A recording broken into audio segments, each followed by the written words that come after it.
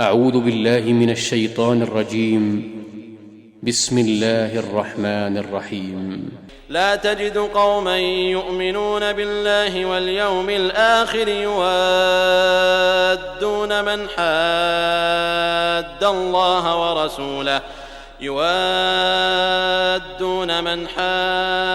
الله ورسوله ولو كانوا آباءهم أو أبناءهم أو إخوانهم أو عشيرتهم أولئك كتب في قلوبهم الإيمان وأيدهم بروح منه ويدخلهم جنات تجري من تحتها الأنهار خالدين فيها رضي الله عنهم ورضوا عنه أولئك حزب الله ألا إن حزب الله هم المفلحون. بسم الله الرحمن الرحيم. والحمد لله رب العالمين والصلاة والسلام على رسوله محمد وعلى آله وأصحابه أجمعين. أما بعد، اعوذ باللہ من الشیطان الرجیم. بسم اللہ الرحمن الرحیم. لا تجد قوما یؤمنون باللہ والیوم الآخر یوادون من حاد اللہ ورسولہ ولو كانوا آباءهم او ابناءهم او اخوانهم او عشیرتهم. سورہ مجادلہ کی آیت نمبر 22 آپ کے سامنے تلاوت کی گئی اور اصلاح عقائد سے متعلق سلسلہ دروس کا آج کے دن یہ 23واں درس ہے، جس کا موضوع ہے الولا والبراء، یعنی دوستی اور دشمنی، اور اس کا معنی اور مفہوم، اس کے ضوابط اور اس سے متعلق دینی اور دنیاوی معاملات کا فرق، یعنی دنیاوی امور میں ہم دوستی اور دشمنی کا کیا معیار قائم کریں اور دینی امور میں اس کا کون سا معیار قائم کیا جائے، اس پر تھوڑی سی گفتگو اور مختصر درس آپ کے سامنے پیش کیا جائے گا. الولا والبراء، ولا کہتے ہیں دوستی، قربت، محبت، نصرت اور مدد اور حمایت کو. اس انداز کے الفاظ اردو زبان میں الولا کے لیے استعمال ہوتے ہیں، یعنی کسی سے قربت اختیار کرنا، کسی سے دوستی کا اظہار کرنا، اور یہاں پر مسلمانوں سے قربت اختیار کرنا، ان سے محبت کا اظہار کرنا، ان کا تعاون کرنا، ان کی مدد کرنا اور ان کی حمایت کرنا، یہ مقصد ہے. اور برا سے مراد کسی چیز کو کاٹ دینا، کسی چیز کو کاٹ دینا، بیزاری کا اظہار کرنا، نفرت اور دشمنی کا اظہار کرنا. تو برا کہتے ہیں کسی چیز کو جوڑنے کے بجائے کاٹ دیا جائے. مثال کے طور پر مسلمانوں کا کافروں سے محبت نہ کرنا، ان کی مدد نہ کرنا، ان سے صلہ رحمی کے بجائے قطع رحمی کرنا، یعنی رشتہ داری جو ہے، اگر کوئی کافر رشتہ دار ہے تو اس سے رشتہ داری نبھانے کا مسئلہ دوسرا ہے. یہاں رشتے سے مراد یعنی ہمارا انسانی تعلق جو ہے وہ کس حد تک ان سے قائم رہے گا، اس کو کاٹنا اور اسی طرح سے ان کی مدد ان کے دینی امور میں نہ کرنا، بلا کسی ضرورت کے ان سے محبت اور رابطے کا اظہار نہ کرنا. یہ الولا والبراء ہے. تو الولا والبراء کے بارے میں ہم اس بات کو سمجھ لیں کہ اس دوستی سے، الولا میں جو دوستی ہے، اس دوستی سے وہ قلبی تعلق مراد ہے، دل کا تعلق مراد ہے، جو ہمیشہ قائم رہے اور جس میں دلی محبت اور وفا کوٹ کوٹ کر کے بھری ہو. تو عقیدے ولا سے متعلق اس کے تحت اگر ہم یہ دیکھیں تو سب سے پہلے اللہ رب العالمین سے، پھر رسول اکرم صلی اللہ علیہ وسلم سے، پھر تمام اہل ایمان سے محبت کرنا یہ ہر مسلمان پر واجب ہے. اگر کوئی مسلمان مسلمانوں سے نفرت کرتا ہے دینی بنیادوں پر اور اسی طرح سے اللہ اور اس کے رسول سے محبت کے بجائے منافرت اور نفرت رکھتا ہے تو وہ مسلمان نہیں ہو سکتا، کیونکہ یہاں پر محبت رکھنا اور دوستی کا اظہار کرنا اس کے اوپر واجب ہے. اور البراء کہتے ہیں بیزاری کا اظہار کرنا، نفرت کا اظہار کرنا، دشمنی کا اظہار کرنا. اور عقیدت البراء کے تحت اسلام دشمن کفار سے نفرت اور بیزاری کا اظہار کرنا ان کے دینی امور میں یہ ہر مسلمان پر واجب ہے۔ یہاں پر دینی اور دنیاوی امور کو الگ الگ طریقے سے دیکھا جائے گا، اور بالخصوص ہندوستان جہاں مسلمان اقلیت میں ہے اور جہاں فقہ الاقلیات کے تحت مسلمانوں کے حقوق کی حد بندی کی جاتی ہے، اور وہ اسلامی ممالک جہاں مسلمان غلبے میں ہیں اور جہاں اسلامی نظام چلتا ہے، وہاں کے مقابلے میں فقہ الاقلیات کے تحت یہاں کے مسلمانوں کے احکامات قدرے مختلف ہو سکتے ہیں، انسانی حقوق اور ایک دوسرے سے روابط بنانے کے تئیں تھوڑے سے مختلف ہو سکتے ہیں، جن کا تذکرہ آگے کیا جائے گا۔ الولا والبراء یہ توحید کے حقوق میں سے ایک حق ہے، توحید کے حقوق میں سے ایک حق ہے، یعنی مسلمان پر یہ واجب ہے کہ وہ اللہ رب العالمین کے لیے کسی سے محبت اور دوستی کرے، اور اللہ رب العالمین ہی کے لیے کسی سے عداوت اور نفرت کرے، اور اگر کسی سے محبت کرے یا بغض و عناد رکھے تو صرف اور صرف اللہ رب العالمین کی خاطر محبت اور بغض رکھے۔ لہٰذا ہر مسلمان پر یہ چیز واجب ہے کہ وہ مسلمانوں کی مدد کریں، مسلمانوں سے محبت کا اظہار کریں، اور کفار سے ان کے دینی امور میں براءت اور بغض و عناد کا اظہار کریں۔ اللہ رب العالمین کا فرمان ہے مومنوں کی موالات اور دوستی کے بارے میں۔ اللہ رب العالمین نے فرمایا سورہ مائدہ کی آیت نمبر 55 اور 56 میں، انما ولیکم اللہ ورسولہ والذین آمنوا الذین یقیمون الصلاة ویؤتون الزکاة وهم راکعون ومن یتول اللہ ورسولہ والذین آمنوا فإن حزب اللہ هم الغالبون۔ اللہ رب العالمین نے ارشاد فرمایا اے مسلمانوں، تمہارا دوست خود اللہ ہے اور اس کا رسول تمہارا دوست ہے، اور ایمان لانے والے مسلمان تمہارے دوست ہیں، جو نمازیں قائم کرتے ہیں، زکوٰۃ کی ادائیگی کرتے ہیں، رکوع اور سجدے کرتے ہیں یعنی نمازیں قائم کرتے ہیں، وَمَن يَتَوَلَّ اللَّهَ وَرَسُولَهُ، اور جو شخص اللہ اور اس کے رسول اور ایمان والوں سے دوستی کرے تو یقین مانے کہ وہ اللہ کی جماعت ہی غالب رہے گی۔ یہاں پر دوستی کا معیار غلبے پر رکھا گیا ہے۔ اسی طریقے سے اللہ رب العالمین نے ارشاد فرمایا یا ایھا الذین آمنوا لا تتخذوا اليہود والنصارى اولیاء بعضهم اولیاء بعض ومن يتولهم منکم فإنه منهم ان اللہ لا يهدي القوم الظالمین۔ سورہ مائدہ کی آیت نمبر 51 میں اللہ رب العالمین نے ارشاد فرمایا اے ایمان والو، یہود و نصارہ کو، کرسچنز اور جیوز کو تم اپنا دوست نہ بناؤ، وہ آپس میں ایک دوسرے کے دوست ہیں، جو ان میں سے کسی سے، تم میں سے کوئی اگر ان میں سے کسی سے دوستی کرے گا تو وہ ان میں سے ہو جائے گا۔ اللہ رب العالمین ظلم کرنے والوں کو، ظالموں کو ہدایت نہیں عطا فرماتا۔ اور جو آیت کریمہ شروع میں تلاوت کی گئی وہ بھی اسی موضوع کے ضمن میں تلاوت کی گئی ہے۔ اللہ رب العالمین کا فرمان ہے سورہ مجادلہ کی آیت نمبر 22 میں لا تجد قوما یؤمنون باللہ والیوم الآخر، اللہ پر اور یوم آخرت پر ایمان رکھنے والوں کو، اے اللہ کے نبی صلی اللہ علیہ وسلم آپ اللہ اور اس کے رسول کی مخالفت کرنے والوں سے محبت رکھتے ہوئے ہرگز نہیں پائیں گے، چاہے وہ اللہ اور اس کے رسول کی مخالفت کرنے والے، چاہے وہ ان کے باپ ہوں یا بیٹے ہوں یا بھائی ہوں یا کوئی بھی رشتہ دار ہوں۔ یعنی ایمان کی بنیاد وہ رشتہ داری پر قائم نہیں کرتے بلکہ ایمان کی بنیاد قرآن و سنت پر قائم کرتے ہیں۔ اب اہل ایمان میں جو بھی مسلمان آ جائیں، چاہے وہ اجنبی ہوں، چاہے ان کے اپنے رشتہ دار ہوں، باپ بیٹے ہوں، قریبی رشتہ دار ہوں، دور کے رشتہ دار ہوں، ان سے وہ محبت رکھتے ہیں۔ لیکن اگر ان کا کوئی قریبی رشتہ دار، ان کا بیٹا، ان کا باپ، ان کا بھائی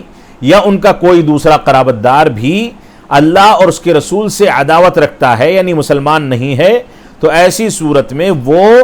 ان سے کبھی بھی موالات کرنے والے اور محبت کرنے والے ہو ہی نہیں سکتے، کیونکہ بنیادیں یہاں پر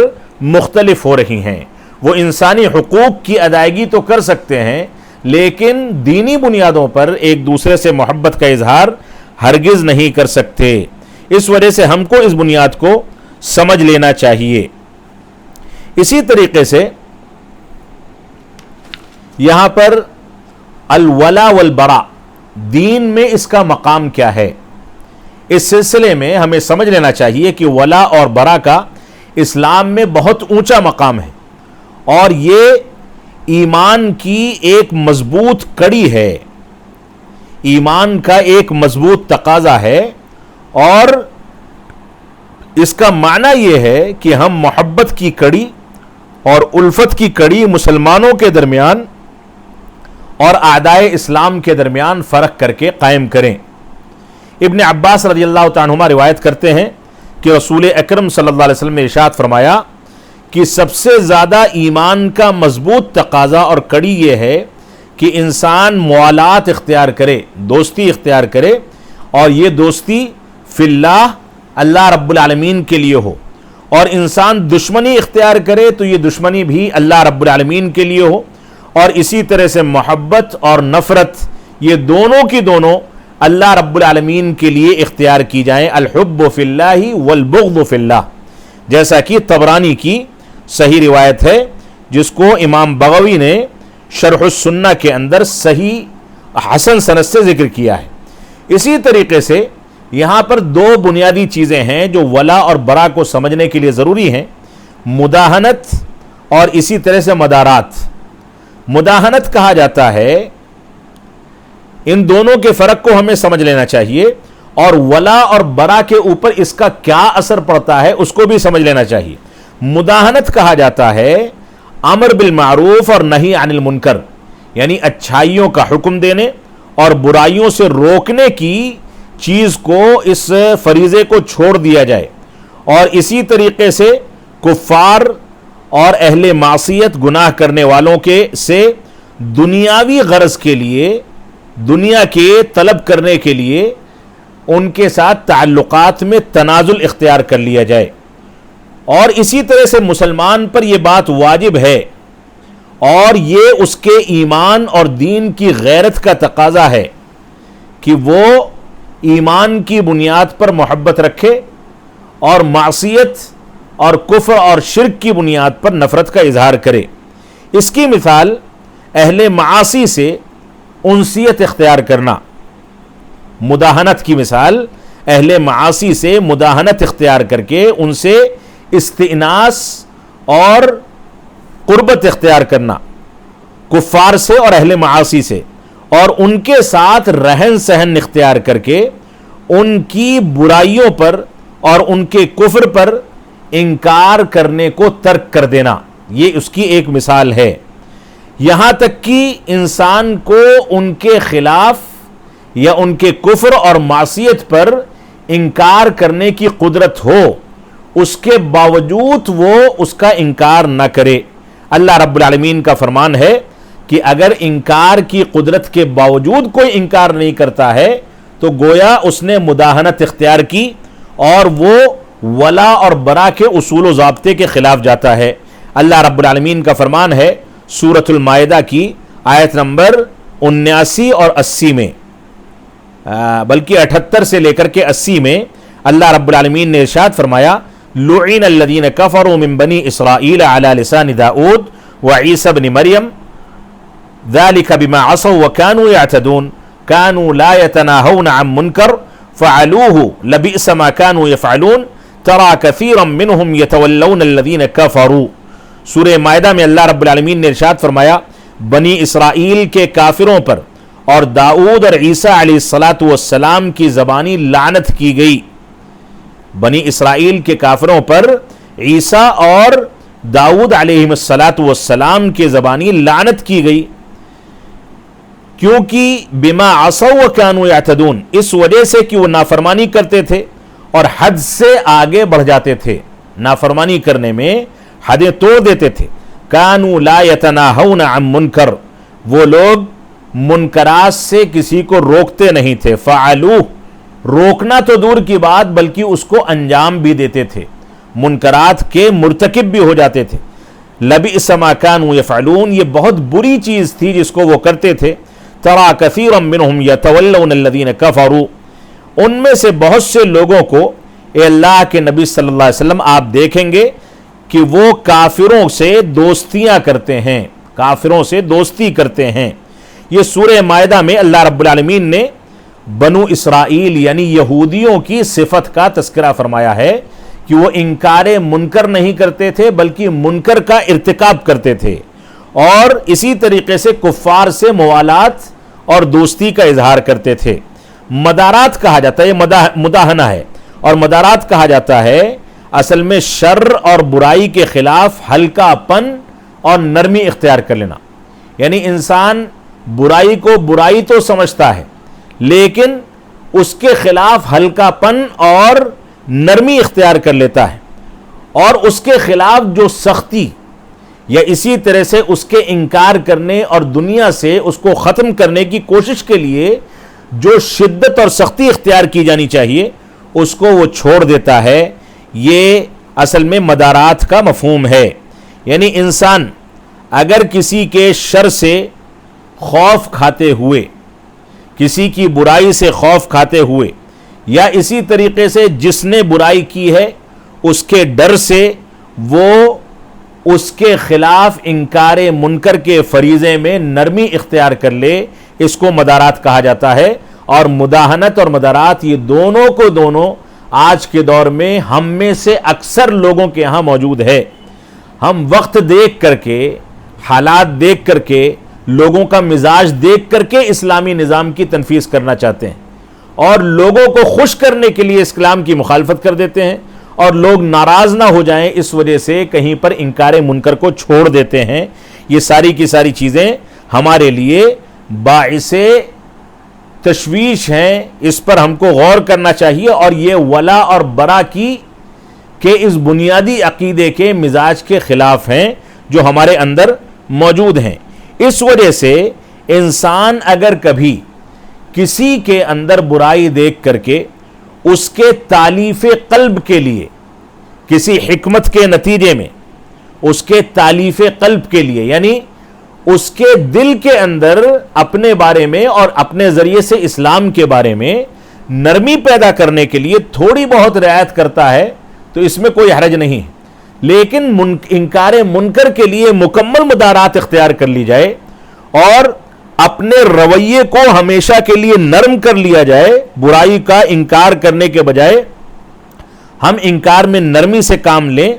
اور ہلکا پن اختیار کریں، یہ اسلام کے خلاف ہے اور ولا اور برا کے عقیدے کے خلاف ہے۔ لیکن تالیف قلب کے لیے اس طرح کا عمل کبھی کیا جا سکتا ہے، جیسا کہ عائشہ رضی اللہ تعالیٰ عنہا فرماتی ہیں کہ اللہ کے نبی صلی اللہ علیہ وسلم سے ایک آدمی نے اجازت مانگی، جب آپ نے اس کو دیکھا تو آپ نے فرمایا بئس اخ العشیرہ یا بئس ابن العشیرہ، یعنی اس آدمی کے بارے میں آپ نے برائی بیان کی جب وہ دور تھا، اس کی برائی بیان کی کہ یہ بہت برا شخص ہے، اور اس کے بعد کہتے ہیں جب وہ قریب آیا تو قریب آنے کے بعد رسول اکرم صلی اللہ علیہ وسلم نے اس کو بیٹھایا اور بیٹھا کر کے اس سے گفتگو کی، اس کے سامنے اس کی برائی بیان نہیں کی۔ تو حضرت عائشہ نے جب آپ سے پوچھا تو اللہ کے نبی صلی اللہ علیہ وسلم نے فرمایا کہ یہ جو ہے اس کے شر سے آدمی بچ جائے، اس وجہ سے ہم نے ایسا کیا۔ اور اس کے بعد یہ بھی فرمایا کہ ان شر الناس عند اللہ منزلۃ، کہ آخرت میں سب سے برے منزلے اور سب سے برے درجے والا شخص وہ ہوگا قیامت کے دن جس کو لوگ اس کے شر کی وجہ سے چھوڑ دیتے ہیں، یعنی اتنا زیادہ شر انگیز ہے کہ اس کے سامنے وعظ و نصیحت بھی نہیں کرتے بلکہ اس کو چھوڑ دیتے ہیں اس کی حالت پر۔ تو اللہ کے نبی صلی اللہ علیہ وسلم نے فرمایا کہ اس کو میں نے اسی وجہ سے چھوڑ دیا تھا۔ یہ صحیح بخاری کی روایت ہے۔ اسی طریقے سے اگر کوئی آدمی کسی شر کو ختم کرنے کے لیے کسی دینی مصلحت کی وجہ سے کہیں نرمی اختیار کر لے، یعنی دوسری دینی مصلحت کی تکمیل کرنا مقصود ہو، تو ایسی صورت میں اس میں کوئی حرج نہیں ہے۔ تالیف قلب کے لیے ایسا کیا جائے تو ایسی صورت میں کوئی حرج نہیں ہے۔ کسی شر کو کم کرنے کے لیے کبھی ایسا کیا جائے تو اس میں بھی کوئی حرج نہیں ہے، لیکن انکار منکر میں نرمی اختیار کرنا صرف اس وجہ سے کہ سامنے والے کے شر سے ہم بلا وجہ کے ڈر رہے ہیں اور قدرت ہمارے پاس موجود ہے کہ ہم انکار منکر کریں، اس کے باوجود مدارات اختیار کی جائے، تو یہ چیز دین میں معیوب ہے اور اس سے ہم کو بچنا چاہیے۔ رسول اکرم صلی اللہ علیہ وسلم اسی شر سے امت اسلامیہ کو بچانے کے لیے کبھی کبھار منافقین کے لیے بھی رعایت کا پہلو اختیار کرتے تھے اور ان کے لیے تالیف قلب کا پہلو اختیار کر کے ان کو نظر انداز کر دیتے تھے۔ ولا اور برا کے بعض نماذج اور بعض مثالیں آپ کے سامنے ذکر کر دی جائیں جو کہ دلائل کی روشنی میں آپ کے سامنے آ جائیں۔ اللہ رب العالمین کا ابراہیم علیہ السلام سے متعلق ان کا تذکرہ کرتے ہوئے، ان کی تعریف کرتے ہوئے اللہ رب العالمین نے ارشاد فرمایا سورۃ الممتحنہ کی 4 نمبر آیت میں، قد كانت لكم اسوة حسنة في ابراہیم والذین معه اذ قالوا لقومهم انا براء منكم ومما تعبدون من دون الله كفرنا بكم وبدا بيننا وبينكم العداوة والبغضاء ابدا حتى تؤمنوا بالله وحده۔ اللہ رب العالمین نے ارشاد فرمایا کہ تحقیق کی تمہارے لیے ابراہیم علیہ السلام کی زندگی میں اسوہ اور نمونہ ہے، اور جو ان کے ساتھ اہل ایمان تھے، ان کے ساتھی تھے، ان کی زندگی میں بھی اسوہ حسنہ ہے۔ جب انہوں نے اپنی قوم سے اسوہ حسنہ کی مثال دی جا رہی ہے کہ اسوہ حسنہ اس وجہ سے ہے کہ انہوں نے اپنی قوم سے بیزار ہونے کا اظہار کر دیا، کہا کہ ہم بیزار ہیں تم سے اور ان تمام معبودان باطلہ سے جن کی تم اللہ رب العالمین کے علاوہ عبادت کرتے ہو، ہم تمہارے منکر ہیں، اور اسی طرح سے ہمارے اور تمہارے بیچ میں عداوت اور دشمنی شروع ہے، ظاہر ہے، اور اسی طرح سے بغض و عناد ظاہر ہے ہمیشہ کے لیے، یہاں تک کہ تم اللہ وحدہ لا شریک لہ کے اوپر ایمان لے آؤ۔ یہاں پر ابراہیم علیہ السلام کی ولا اور برا کی صفت کو واضح کرتے ہوئے اللہ رب العالمین نے بالکل دو ٹوک بات کہہ دی کہ وہ قابل تعریف اس وجہ سے تھے، اور ان کی زندگی ہمارے لیے اسوہ حسنہ اس وجہ سے ہے کہ انہوں نے کفار و مشرکین سے براءت کا اظہار کر دیا تھا۔ اسی طریقے سے اللہ رب العالمین نے ارشاد فرمایا والذین تبوؤوا الدار والایمان من قبلهم يحبون من هاجر اليهم ولا يجدون في صدورهم حاجة مما اوتوا ويؤثرون على انفسهم ولو كان بهم خصاصة ومن يوق شح نفسه فاولئك هم المفلحون۔ سورہ حشر کی آیت نمبر 9 میں اللہ رب العالمین نے ارشاد فرمایا اور ان کے لیے جنہوں نے اس گھر میں یعنی مدینہ میں اور ایمان میں ان سے پہلے جگہ بنا لی، صحابہ اکرام کا ذکر کیا جا رہا ہے، اور اپنی طرف ہجرت کر کے آنے والوں سے محبت کرتے ہیں وہ لوگ، اور مہاجرین کو جو کچھ دے دیا جائے اس سے وہ اپنے دلوں میں کوئی تنگی محسوس نہیں کرتے، تنگی نہیں رکھتے، بلکہ وہ خود اپنے اوپر ترجیح دیتے ہیں، اپنے نفس پر اور اپنی خواہشات پر ان کی خواہشات کو ترجیح دیتے ہیں، چاہے خود کتنی ہی سخت حاجت ہو، سخت حاجت کے باوجود دوسروں کی حاجتوں کی تکمیل کرتے ہیں۔ فَأُولَئِكَ هُمُ الْمُفْلِحُونَ، جو بھی اپنے نفس کے بخل سے بچا لیا گیا وہی کامیاب ہے۔ یہاں پر صحابہ اکرام کی اخوت کی مثالوں کو بیان کرتے ہوئے اللہ رب العالمین نے سورہ حشر میں اس بات کا ذکر کیا ہے کہ ایمان کی بنیاد پر انصار و مہاجرین کے درمیان جو اخوت کی مثالیں قائم کی گئیں وہ رہتی دنیا تک کوئی قوم پیش نہیں کر سکتی۔ اسی طریقے سے آج کے درس کا ایک بنیادی عنصر ہے کہ مبتدعہ یعنی بدعت کرنے والوں اور اسی طرح سے معصیت کرنے والوں سے موالات کا کیا حکم ہے، ان سے دوستی کا کیا حکم ہے۔ اگر کسی ایک آدمی کے اندر خیر اور شر دونوں جمع ہو جائیں، اطاعت کے کام اور فسق و فجور کے کام دونوں جمع ہو جائیں، اسی طرح سے سنت پر بھی عمل کرتا ہے اور بدعات کو بھی انجام دیتا ہے، تو ایسی صورت میں سنت کے کاموں میں، ثواب کے کاموں میں، اطاعت کے کاموں میں جس حد تک وہ اپنے آپ کو لگا کر کے رکھتا ہے اس حد تک اس سے موالات اور دوستی کا اظہار کیا جائے گا، اور عداوت اس حد تک اس سے ظاہر کی جائے گی جس حد تک وہ بدعات اور شرکیات اور فسق و فجور کے کام میں اور شر و فتن کے کام میں وہ مبتلا ہوتا ہے، اس حد تک عداوت کا اظہار کیا جائے گا۔ لہذا اگر ایک شخص کے اندر اس کے اکرام اور اسی طرح سے اس سے براءت کی دونوں کی صفات جمع ہو جائیں تو ایسی صورت میں ہم اس سے اس کی عمل کے بقدر محبت اور نفرت کا اظہار کریں گے۔ اس کی مثال ایسے ہی ہے جیسے کہ کوئی ایک فقیر انسان ہو، چوری کر لے، گواہی جمع ہو جائے تو اس کا ہاتھ کاٹ دیا جائے گا، لیکن اس کی غربت کی رعایت کرتے ہوئے اسلامی بیت المال سے اس کا تعاون بھی کیا جائے گا۔ یہ ہے موالات اور عداوت یا دوستی اور دشمنی کا معیار۔ یعنی چوری کرنے والے چور نے جب چوری کی تو چوری کے جرم کی وجہ سے اس سے ہم اتنی براءت کا اظہار کرتے ہیں کہ ہم اس کے ہاتھ کو کاٹ دیتے ہیں اگر اسلامی ملک ہے اور وہاں سزائیں نافذ ہوتی ہیں تو۔ اور اسی طریقے سے دوسری جانب ہم یہ دیکھتے ہیں کہ وہ غریب ہے، غربت کی وجہ سے اس نے چوری کی تھی تو اس کی مدد کرنا بھی ہماری ذمہ داری ہے۔ دونوں کی دونوں چیزیں اس سلسلے میں ہم کو لے کر کے چلنی ہوں گی اور ہمیں سمجھنا ہوگا۔ اسی طریقے سے ایک بنیادی سوال ہے جو موجودہ دور کے لحاظ سے ہے کہ موالات یا دوستی کے معاملے میں دنیاوی امور کے اندر بھی کیا کفار و مشرکین شامل ہیں؟ یعنی دنیاوی امور میں بھی کیا ہم کو کفار و مشرکین سے نفرت کرنی ہے یا صرف دینی امور میں یہ معاملہ ہے؟ تو خلاصہ یہ ہے کہ یہ حکم ہمارے لیے دینی امور میں ہے۔ ہم ان سے اتنی قربت اختیار نہ کر لیں دینی امور میں کہ ان کے ہو کر کے رہ جائیں، ان کے رسم و رواج اور ان کی تہذیب اور ان کی مذہبی امور میں ہم ان کو اپنا لیں۔ ایسا نہیں ہونا چاہیے، بلکہ براءت کا اظہار کر دیں۔ حالات کے لحاظ سے بالکل براءت نہیں کر سکتے تو کنارہ کشی اختیار کر کے ان کی تہذیب سے دوری اختیار کر لیں، لیکن دنیاوی امور میں لین دین ہو، تجارت کے مسائل ہوں، اس طرح کی چیزیں ہیں تو ان کے ساتھ ہمارا تعلق دنیاوی لحاظ سے گہرا ہونا چاہیے اور اس کے لحاظ سے ہمیں ان کے ساتھ تعامل کرنا چاہیے، بس اتنا خیال کرتے ہوئے کہ ان کے مذہبی امور میں ہم ان کی جانب مائل نہ ہو سکیں، بلکہ اپنے آپ کو بچا کر کے دنیاوی مقاصد پورے کر لیں۔